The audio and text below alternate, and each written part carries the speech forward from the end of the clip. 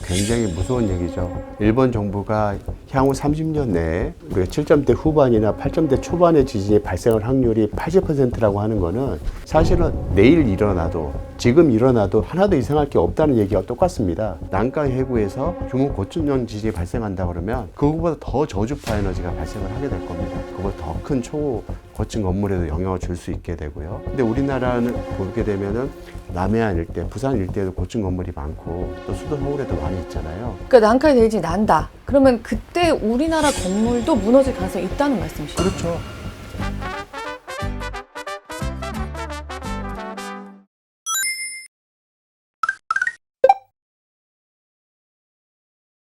지난달 말에 일본 정부가 내놓은 지진 전망이 굉장히 좀 큰 충격을 줬는데요. 난카이 대지진이 정확히 어떤 지진이길래 이렇게 좀 무시무시한 전망을 내놓고 있는지 좀 간략하게 설명을 부탁드릴게요. 네, 먼저 난카이라고 하는 지역을 먼저 이해해야 되는데요. 일본은 일본 열도에 크게 보면 두 개의 해구가 존재합니다. 이 해구라고 하는 거는 판과 판이 충돌하는 곳을 우리가 해구라고 일컫고 있는데요. 이 동경으로부터 북쪽 지역에는 태평양판이 일본 열도와 충돌하고 있는 일본 해구라는 게 있고요. 그 남쪽으로는 방금 말씀하신 난카이 해구가 있습니다.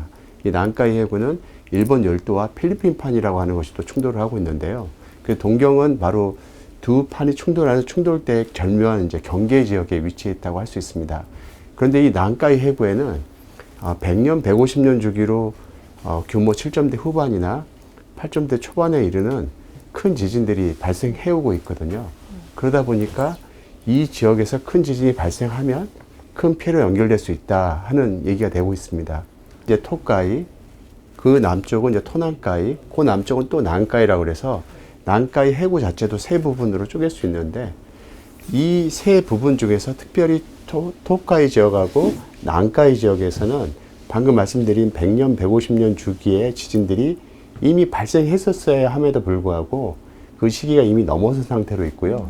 규모 9.0에 이르는 초대형 지진까지 발생할 수 있다라는 시나리오가 됩니다. 이 규모 9.0 지진은 동일본 대지진의 규모 9.0 지진과 같은 규모거든요. 그러다 보니까 규모도 굉장히 크고 인구 밀도가 높은 지역이다 보니까 큰 피해로 연결될 수 있다라는 얘기가 됩니다. 이게 지금 난카이 대지진이 발생했을 때 이게 약간 후지산 같은 일본의 화산을 또 자극할 네. 수도 있다 이런 얘기가 나오잖아요. 네. 그 가능성은 어느 정도로 봐야 되는 걸까요? 그거는 원래 과학적으로 굉장히 잘 알려진 사실입니다. 1707년 호에이 지진이 났을 때요. 그 호에이 지진이 굉장히 강력했고 호에이 지진이 발생하고 나서 49일 후에 후지산 폭발한 기록이 있거든요. 그게 후지산 마지막 폭발 기록이에요. 대규모. 그 후로 1707년 이후로 지금까지 후지산은 조용한 상태를 유지하고 있거든요. 활화산인데도 불구하고. 근데 왜 하필이면 호에이 지진 때 이 후지산이 폭발했는가? 이것은 사실 이때만은 아니고요. 동일본 대지진 때도 그랬고, 그 다음에 그 인도네시아 수마트라 대지진 때도 그 지진이 발생하게 될 때 주변에 있는 인근 화산들이 활동한 이력들이 굉장히 많이 관측이 됩니다.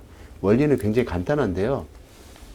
지진파가 강력하게 발생하게 되면 지진파가 인근에 있는 이 화산체 지하에 있는 마그마방을 흔들면서 지나가요.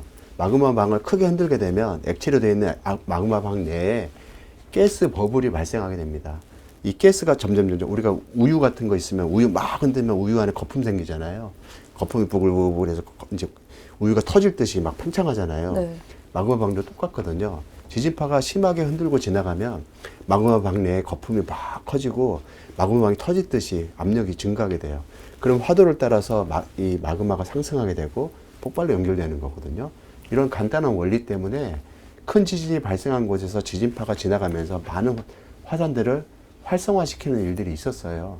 실제로 그래서 1707년도 호에이 대지진 때 그런 일이 후지산 때 일으켰기 때문에 이번에도 가까운 곳 난카이 해구에서 지진이 발생하게 된다면 똑같은 메커니즘으로 후지산의 활동도를 분화를 촉진하지 않을까라는 이제 걱정을 하는 거죠. 그 30만 명의 사망자와 1230만 명의 피난민 요 시나리오는 네. 후지산까지 폭발하는 건 넣지 않은 거죠? 넣지 않은 거죠. 네. 후지산까지 그렇게 해서 폭발을 한다고 하면 그 영향은 얼마 정도나 될까요? 그 재난이 어마어마할 겁니다. 사실은 큰 지진이 나면 이번에 미얀마 지진도 그렇고요. 실제로 큰 지진이 나게 되면은 그 도시의 인프라는 다 파괴가 되거든요. 구호 물자 같은 것들을 외부에서 공중에서 전달하거나 하는 일들이 부분적으로 가능하게 될 텐데, 만약에 후지산이 폭발하게 된다면은 그런 그 화산재 같은 것들이 공기 중에 퍼지게 되면 그런 항공 물자 수송도 불가능해지는 거예요. 그러니까 이재민이나 이런 사람들은 당장 그 먹을 식수도 없게 되고 화산재가 다 떨어지고, 그렇게 돼서 식수도 없어지고 먹을 음식도 없어지고 구호 군안이 다 어려워지는 상황에 처하게 되니까 굉장히 어려운 상황에 처하게 되는 거죠. 그렇게 되면. 네, 조금 민감한 질문. 사실 일본은 2번의 원자폭탄도 겪었던 나라잖아요. 만약에 난카이 대지진이 진짜 규모 9.0으로 나고 후지산의 분화까지 이어진다고 하면 어느 그 피해 정도가 과거에 있었던 그런 인간의 재해와 비교했을 때 어느 쪽이 더 클 거라고 보세요? 이루 말할 수 없는 피해. 일단 이 난카이 해구로만 해서 예상되는 그 재해 정도가 뭐 사실 규모가 너무 어마어마해서요. 뭐 거의 2,000조 정도 예상하는 것 같던데, 피해 정도를. 그런 정도의 지진 피해가 발생하게 되는데, 만약에 여기 화산까지 겹치게 된다면 경제적인 피해가 어마어마한 거죠. 이거는 일본의 1년 총생산량을 몇 배 초과하는 양이 될 거거든요. 한동안 일본 경제도 엄청난 수렁에 빠지게 될 공산이 큰 시나리오가 되고요. 그렇게까지 되지 않도록 이제 노력을 많이 하겠죠. 예. 그러니까 인명 피해나 경제적 피해가 그 과거 뭐 2차 세계대전 때 있었던 그런 인간의 재해보다 더 클 가능성이 크다는 말씀이신 거죠? 그럴 개연성이 크죠. 이 최악의 시나리오는. 1700년대 호에이 지진은 그렇습니다. 그때 이후로 없었다는 거예요. 네. 그러면 거의 한 300년 넘게 지금 거기에 방금 말씀하신 응력이 쌓이고 있는 상태라고 해도 되나요? 굉장히 무서운 얘기죠. 그러다 보니까 일본 정부가 향후 30년 내에 7점대 후반이나 8점대 초반의 지진이 발생할 확률이 80%라고 하는 거는 사실은 내일 일어나도 지금 일어나도 하나도 이상할 게 없다는 얘기가 똑같습니다. 그런데 우려되는 거는 그런 정도의 지진으로 끝나지 않을지도 모른다는 우려인 거죠. 말씀드린 것처럼 동경화 앞바다 지역이라고 하는 토난카이 지역과 토카이 지역과 바로 이 난카이 지역은 바로 난카이 해구의 끝과 끝이거든요. 네. 그러다 보니까 한쪽이 쪼개지면서 다른 쪽 끝까지 연쇄적으로 쪼개지게 될 때는 난카이 해구 일대 전체가 쪼개지는 시나리오를 상정할 수가 있거든요. 그러다 보니까 규모 9.0도 가능하다라는 얘기가 나오는 겁니다. 근데 사실 지진에 대해서 잘 모르는 사람 입장에서는 이게 왜 지진이 큰 지진이 한 번 나면 되게 여진도 많이 나잖아요.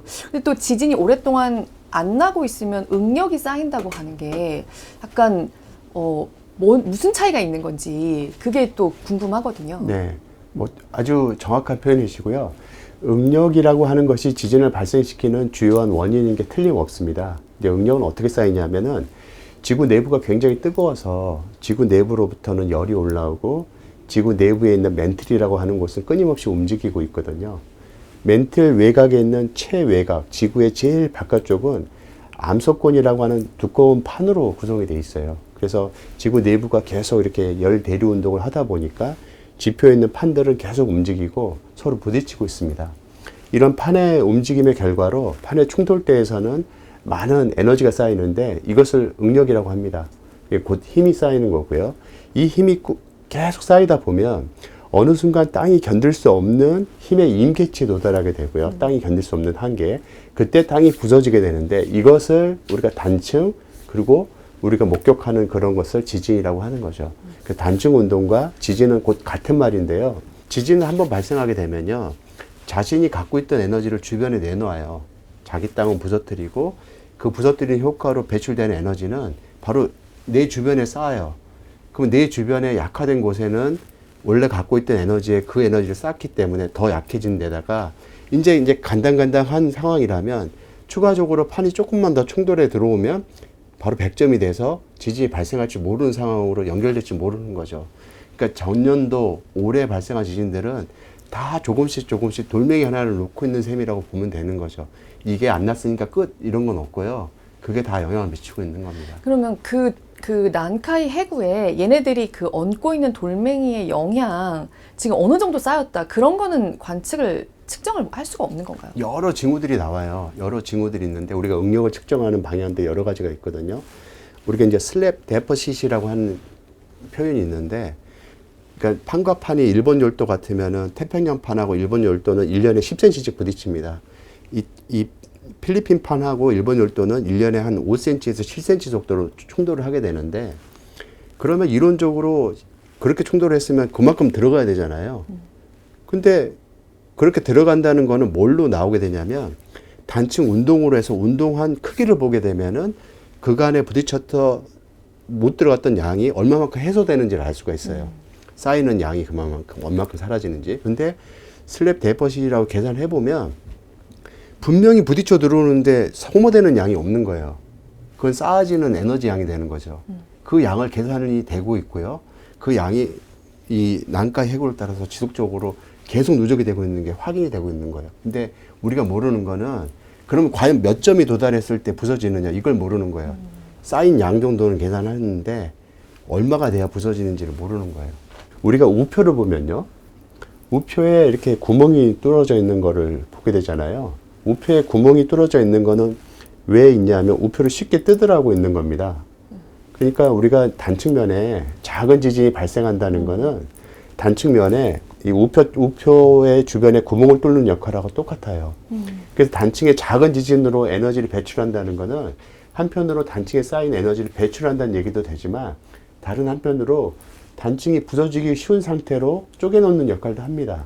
그럼 말씀하신 난카이에서 지금 300년 동안 응력이 쌓여있는 지역은 사실 이렇게 구멍이 작게 여러 개가 나서 쪼개기 쉬운 상태가 오히려 더 잘 찢어지는 상태가 되거나 아니면 한꺼번에 확 찢어지거나 지금 이 두 가지 옵션밖에 남지 않은 상태다. 그런 말씀이신 것 같아요. 그렇죠. 그래서 그러면 이제 혹자들이 이렇게 얘기를 해요.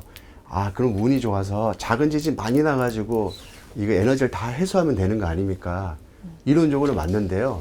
그런데 이제 우리가 지진학적으로 보면은 규모 2.0과 규모 3.0은요 에너지가 32배 차이가 납니다. 그러니까 규모가 한 단계 바뀔 때마다 32배씩 차이가 나는데요. 그래서 규모 2가 1000개가 발생을 해야 규모 4 한 번 발생했을 때의 에너지를 배출하는 거예요. 그러니까 잔지진이 엄청나게 많이 나야 큰 지진 하나꼴 정도의 에너지를 배출할 수 있는 거죠. 그러니까 작은 지진이 많이 나니까 큰 지진 에너지를 발생시킨 에너지 떨어뜨리겠다 하는 거는 정말로 엄청나게 나와야 돼요. 그러니까 이 정도로는 절대 큰 지진이 발생하는 데 정도의 에너지를 해소하지 못한다. 그 얘기는 뭐냐면 잔지진이 많아지면 여전히 많이 남아있는 큰 지진을 발생시키는 에너지가 큰 지진을 일으킨다는 얘기로 해석을 해야 하는 겁니다. 이게 참 과학자의 한계이기도 한데요. 이 시점을 못 박지 못한다는 게 늘 과학자의 문제입니다. 우리는 이곳에 언젠가 지진이 발생할 거란 사실은 틀림없이 알고 있거든요. 하지만 그 시기를 항상 못 박지 못하게 되는데 변수가 너무 많이 있습니다. 온도 압력 조건이 좀 바뀌거나 아니면 다른 판의 움직임이 살짝만 틀어져도 그 시기가 몇십 년이나 이렇게 바뀌는 거는 아무 문제가 아니라는 거죠. 2011년도 동일본 대지진 나기 전에 3월 11일 날 지진이 났거든요. 네. 3월 9일 날 규모 7.3 지진이 바로 그 자리에서 났습니다. 그때 이제 일본 정부는 7.3, 이 지역에서 날만한 지진이었어요. 전혀 걱정스러운, 물론 7.3도 엄청 크지만 당시에 7.3은 지진 해일도 동반하지 않았고 내륙까지는 약 200km 떨어졌기 때문에 내륙 내에는 그다지 큰 피해가 없었습니다. 하지만 7.3 지진이 그곳에 날만한 지진이어서 별로 걱정 안 했거든요. 근데 알고 보니까 이게 전진이었던 거예요. 이 지진이 해당 지역에 땅을 쪼개는 역할을 하게 되고 규모 9.0 지진을 일으키기 쉬운 여건을 만든 지진이 돼버린 거예요. 결과적으로. 그래서 이틀 후에 9.0 지진이 나면서 그곳을 400km, 지표를 따라서 400km, 지하를 따라서 250km나 되는 거대 면적이 쪼개지면서 규모 9.0 초대형 지진이 나게 된 거죠. 그럼 난카이 대지진 같은 경우에 지금 지진이 날 수 있는 가능성이 있는 곳 중에서 좀 땅에, 그러니까 일본 내륙에 좀 가장 가깝게 난다고 했을 때 어디까지 여파를 미칠 수 있는 상황인 건가요, 지금? 가장 가까운 곳이 어디냐면 바로 동경 앞바다입니다. 동경 앞바다 이 토호카이 지역은요, 아까 말씀드린 것처럼 필리핀 판도 들어가고 그다음에 이 태평양 판도 충돌해서 이 교차해서 들어가는 지역에 있거든요. 네. 그러다 보니까 굉장히 복잡하게 응력이 쌓이고 있고, 특히 이 이 필리핀 판은 이 그 동경 하부 바로 밑에까지 이어져 있어가지고 이곳에 거대한 단층이 있는 게 확인이 됐어요. 동경 바로 밑에요. 동경 바로 밑에. 그래서 동경 바로 밑에서 이 거대 단층이 지진을 일으키게 되면 대도시 아래에서 바로 지진이 난다고 그래서 직하 지진이라는 말을 쓰게 됩니다. 그래서 동경 같은 경우는 굉장히 이런 직하 지진에 대한 걱정이 더욱더 큰 상태이거든요. 그래서 난카이 해구 자체뿐만 아니라 난카이 해구 지진이 유발하게 될 이 수도권 하부, 일본 수도권 하부의 직하 지진도 덩달아 걱정하고 있는 형편인 거예요, 현재는. 그래서 이 두 가지 걱정 때문에 일본 정부가 여러 대비책을 마련하고 있지만 뾰족한 대비책이 없다는 게 현재로서는 문제가 되는 거죠. 아, 난카이 대지진 있고 예. 도쿄 밑에서 날 수 있는 직하 지진도 규모 예. 7.0은 예. 될 수 있고 네. 그런 말씀이신 거군요. 네. 근데 난카이 대지진이 나면서 이것도 같이 날 수도 있지 않나요? 그렇죠. 이게 난카이 해구가 나면 그 지진이 나게 되면은 이 판 경계부가 한꺼번에 쪼개지면서 일본 열도 아래로 한꺼번에 쓱 밀려 들어가게 되거든요. 운동 자체가. 그럴 때 이 끝단에 자리 잡고 있는 많은 단층들을 갑자기 밀어붙이는 이 운동을 하게 돼요. 그러면은 일본 그 동경 아래에 있는 단층들도 힘을 쌓여 있는 상태에다가 갑자기 밀어붙이는 힘이 추가로 가해지기 때문에 지진을 유발할 수 있게 되는 거죠. 일본 사람들은 그런 땅에서 어떻게 여태까지 살아온 거죠? 저도 되게 궁금해요. 저는 왜 동경에다가 수도를 정했는지 그게 참 아이러니해요. 그 교토나 나고야 이런 데는 굉장히 좀 스테이블하고 거기 고성들도 있고 하잖아요. 오래전부터 성들도 있고 하면 그만큼 안전하다는 얘기인데. 그래서 옛날에는 교토가 수도였던 네. 거잖아요. 근데 이제 수도를 일로 옮겨가지고 고생을 하고 있는 거죠. 난카이 대지진이 일어난다고 하면 영향이 우리에게 미칠 가능성은 어떻게 봐야 될까요? 직접적으로 지진 해일에 의한 피해는 우리나라는 아마 없을 거라고 예상이 됩니다. 다만 동일본 대지진 때 우리가 겪었듯이 동일본 대지진이 발생하면서 한반도가 일본 열도로 끌려가게 되거든요. 그래서 일본 열도 같은 경우에 센다이라고 하는 동일본 대지진과 가장 가까운 해안선에 위치한 도시에서는 지진이 난 방향으로 7m 정도 끌려갑니다. 땅이. 도시 전체가 끌려가는데 최대 한 7m 끌려가거든요. 그래서 거기서 거리가 멀어지면서 점점 끌려가는 양이 적어지는데 우리나라도 동일본 대지진이 난 방향으로 끌려갑니다. 울릉도에서는 한 5cm 정도 끌려갔고요. 백령도에서는 한 2cm 정도 끌려갑니다. 그래서 그 안에 있는 한반도는 결과적으로 5cm, 2cm니까 3cm 늘어난 거예요. 그러니까 한반도 전체가 3cm가 늘어났습니다. 동일본 대지진 후에.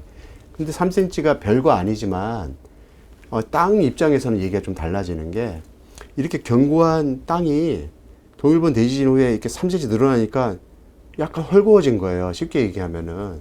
그러면은 원래 견고한 땅이었으면은 힘이 한 100이 쌓여야 부서지는 땅이라면 이렇게 헐거워지게 되면 90 정도 되는 힘만 쌓여도 부서지는 땅으로 바뀌는 거예요.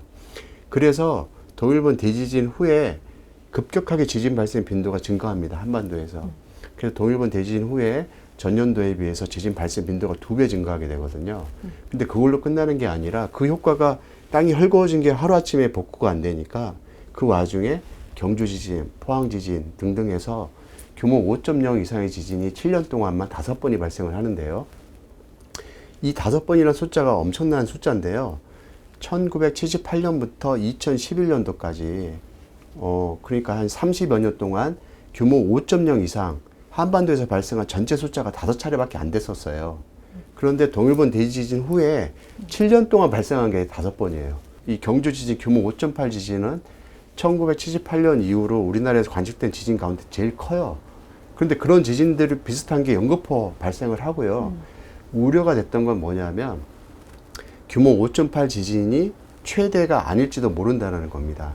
실제로 한반도에서 발생했던 역대 최대 지진은 1952년도에 발생한 지진이 있어요. 이거는 지진기에 기록이 된 게 있거든요. 1952년도에 바로 평양 남서쪽, 평양 바로 인근이에요. 거기서 발생한 지진이 규모가 6.3으로 기록된 지진이 있습니다. 1952년도 이제 한국전쟁 당시인데 그 지진 때문에 평양에서 그 수백 킬로 떨어진 서울에서 가옥이 무너지고 담이 무너졌다는 기록이 있습니다. 그 지진 때문에. 근데 이제 요런 지진들이 그 동일본 대지진 이후에 시기를 앞당겨서 발생하는 게 아닌가라는 걱정을 하게 되는 거죠. 그리고 이 지진뿐만 아니라 조선왕조실록 같은 걸 보게 되면은 규모 6점대 후반에 이르는 지진, 7에 가까운 지진이라고 평가되는 지진들이 조선왕조실록에 여럿 나와요. 그 임금님이 바뀌어도 그런 지진들이 여러 차례 나오거든요. 이거는 기록하는 사람이 바뀌었음에도 유사한 기록들이 계속 나온다는 거는 해당 지진들이 실제로 발생했다는 얘기입니다. 그 분석을 해보면 6점대 후반에 이르는 지진들이 나오는데 수도권 인근에도 있어요. 그래서 그런 지진들을 혹시 보게 될까봐 이제 우리나라 정부도 여러 조사들을 하고 지금까지 해오고 있는데 그런 우려들이 난카이 해구 지진이 발생하게 되면 더 커지는 거예요. 동일본 대지진은 한반도까지 거리가 제일 가까운 데가 1200km지만 난카이 해구에서 지진이 발생하게 되면 1000km 안으로 들어옵니다. 그리고 1000km 안으로 들어오게 되면은 방금 말씀드린 것처럼 한반도가 끌려가는 양은 더 많아질 거고요. 그러면 더 많은 지진 환경이 바뀌기 때문에 지진을 유발할 가능성이 있다는 거죠. 우려되는 거는 이번에 미얀마 지진에서 흥미로운 거는 규모 7.7 지진인데 1000km 정도 떨어진 그 태국 방콕에 있는 이 고층 건물이 붕괴되거나 크게 흔들리는 일들이 있었거든요. 이제 그게 왜 그러냐면 규모 7.7 지진, 규모가 커지면 커질수록 저주파 에너지가 많이 발생합니다. 그러니까 지진은 단층 면이 커질수록 단층 면을 쪼개는데 긴 시간이 필요하기 때문에 저주파 에너지가 나오거든요. 이 에너지가 1000km 떨어진 방콕에 도착을 했는데도 에너지가 거의 많이 줄지 않은 상태였고 그게 건물을 흔든 거예요. 근데 이 0.05Hz는 사실 그닥 큰 흔들림이 아니에요. 그런데 큰 건물 같은 경우는 건물이 높아지면 높아질수록 건물이 갖고 있는 고유 주파수, 내추럴 프리퀀시라고 하는데요. 이 고유 주파수가 낮아지게 됩니다. 그래서 고유 주파수하고 이 땅이 흔들리는 프리퀀시가 맞아떨어지게 되면 건물의 흔들림이 증폭되게 되고 건물이 붕괴되는 일로 연결되거든요.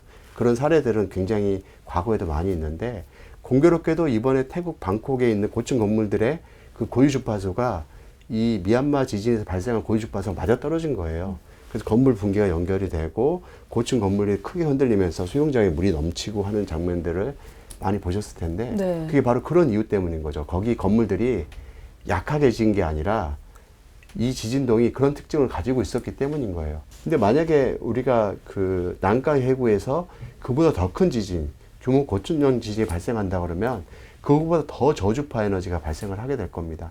그보다 더 큰 초고층 건물에도 영향을 줄 수 있게 되고요. 근데 우리나라는 보게 되면은 남해안 일대, 부산 일대에도 고층 건물이 많고 또 수도 서울에도 많이 있잖아요. 그러니까 그런 그 고층 건물이 많은 한반도에는 한반도가 끌려가서 벌어지는 지진 발생뿐만 아니라 그 난카이 해구에서 발생하는 지진 자체로도 걱정해야 되는 상황이 되는 거죠. 그러니까 난카이 대지진이 난다. 그러면 그때 우리나라 건물도 무너질 가능성이 있다는 말씀이시죠? 그렇죠. 평양 밑에서 지진이 이렇게 났었다고 하는 거는 네. 서울도 굉장히 안전하지 않다. 서울과 수도권이 안전하지 않은 곳으로 약간 이해를 해도 되는 건가요? 조선왕조실록에 보면은 아까 말씀드린 규모 6점대 지진에 해당되는 지진들이 수도 서울 안에 그다음에 그 변두리에서 난 지진만 6개가 있어요. 그 지진이 위치 같은 것들도 우리가 분석해서 논문으로 발표한 적도 있거든요. 이 수도권이 참 묘해요. 수도권이 지질학적으로 보면 경기 6개라고 하는 프리캠브리안 하드락이라고 하는데요. 이 지질 연대로 보면 제일 오래된 게 프리캠브리안이거든요. 그러니까 엄청 오래된 땅이에요. 이 엄청 오래된 땅은 지구 생성 때부터 있었던 그런 땅들인데 그러니까 너무 세월이 오래되니까 견고하고 딱딱해요. 그리고 견고하고 딱딱해서 이 수도권 이론에 있는 다른 땅에 비해서 너무 견고한 거예요. 그러니까 이런 데는 어떤 특징이 있냐면 에너지가 막 쌓여가지고 부서질 때 저기는 100이 힘이 쌓이면 부서진다면 여기는 한 120 정도 돼야 부서지는 거예요. 그러니까 되게 오래 힘이 쌓여야지만 부서지고 힘은 다 똑같이 쌓이는데 옆에는 지진 나서 막 그러는데 여기는 지진이 안 나는 것처럼 보이는 거죠. 왜냐면 커트라인이 너무 높아가지고. 근데 언젠가는 커트라인에 다다르는 거예요. 그래서 수도권을 보면은 되게 묘한 게 조선왕조실록에 난 지진들을 위치를 다 찍어보면 수도권에 엄청나게 많이 찍혀요. 근데 1978년부터 지금까지 지진 기록을 보면 수도권에 거의 없어요. 묘하게도. 그동안 응력이 쌓인 건가요? 지진들이 조선시대 때는 상당히 있었는데 왜 지금에는 없느냐. 이거는 그동안 지금 힘이 쌓이고 있다라고 해석을 하는 거예요. 지금 안 나는 건 네, 다행스러운 일이고 옛날에 무학대사가 정말 좋은 땅에 수도를 정해서 지진은 빈발하지 않을지 모르지만 단점은 이 응력이 일단 쌓였다 하면 너무 많은 양이 쌓였기 때문에 지진이 발생하면 큰 지진일 거라는 거예요.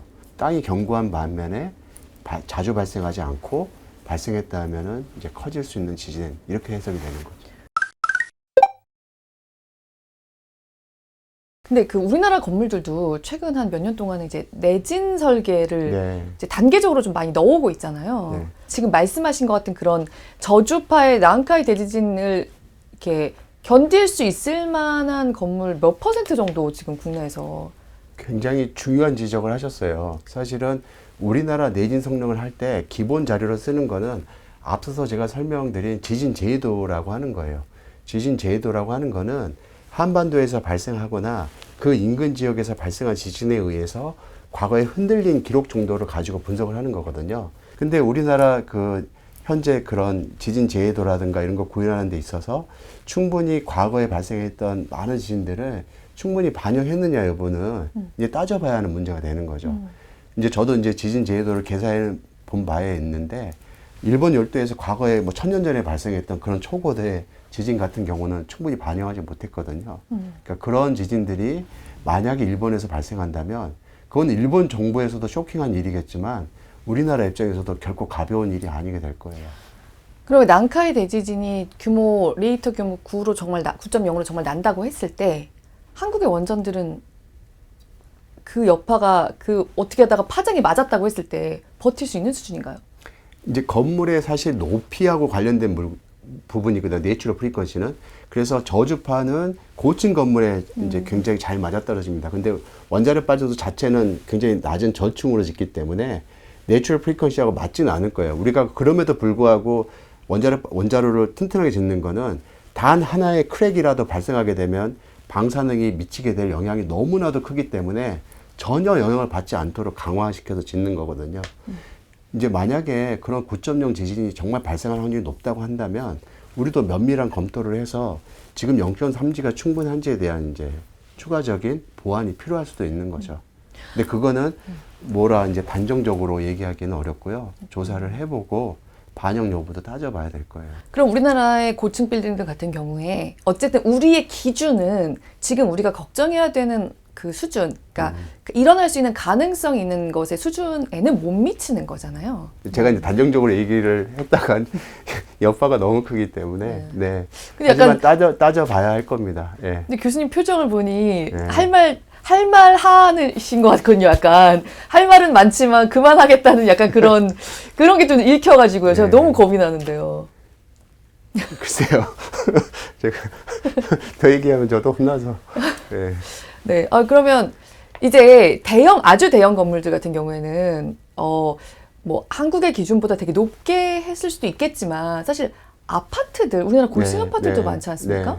고층 아파트들은 대체로는 네. 딱 우리나라 제해도 기준에 맞춰서 내진 설계를 했을 것 같은데요.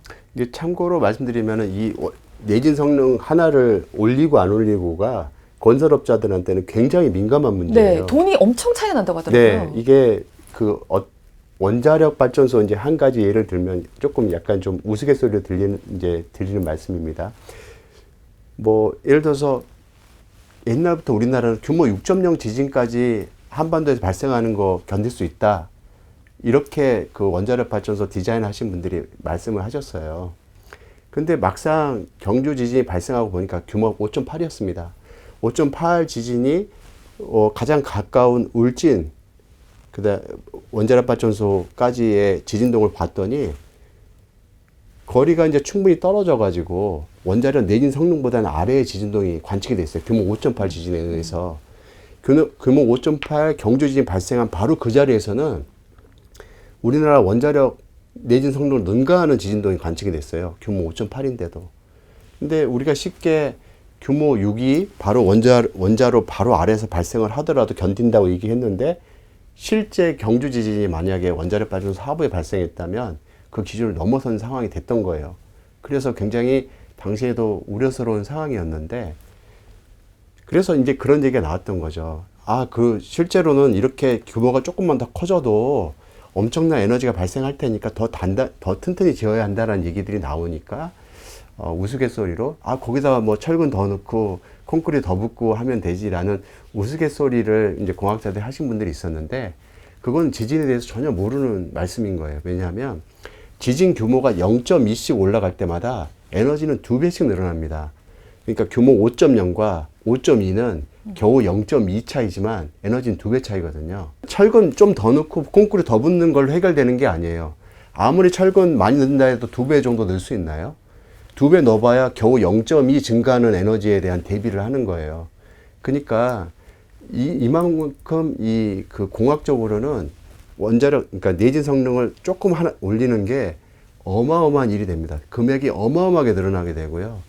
그러니까 이제 여기서부터 사회적 합의가 이제 또 필요한 거예요. 우리가 사실 안전한 사회를 원하긴 하지만 그렇다고 해서 그 안전한 사회를 위해서 무모한 돈을 쓸 수는 없는 형편이거든요. 밸런스를 맞춰야 되는 거죠. 네. 안전한 사회를 추구하는 사회일수록 조금 더 경제적인 희생을 감안하더라도 많은 돈을 쓰게 마련이고요.